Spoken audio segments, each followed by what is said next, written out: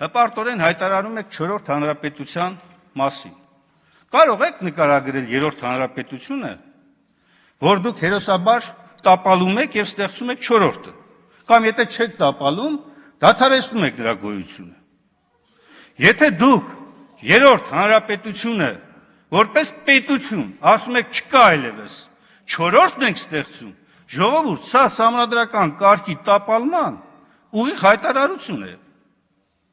Դուք հասկանում եք, որ եթե որևէ հանրապետության գոյություն դադարեցնում եք, ստեղծելով նորը, նշանակում է դուք այն հանրապետության,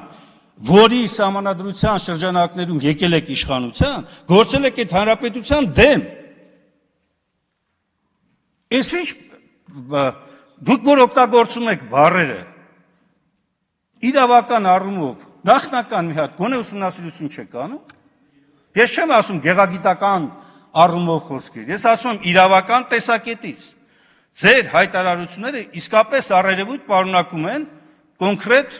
ծանր եւ առանձնապես ծանր հանցագործության հատկանիշներ ուղղված սահմանադրական կարգի դեմ Հայաստանի Հանրապետության։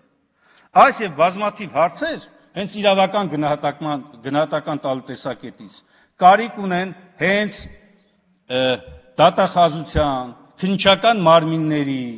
ակտիվ գործունեության։ Բայց եթե իրավական պետություն եք քարոզում, ինչի՞ չեք միանում, որպեսզի այս մարմինները գտնվեն իրանց դիրքի վրա եւ այս ամենին պատասխան տան։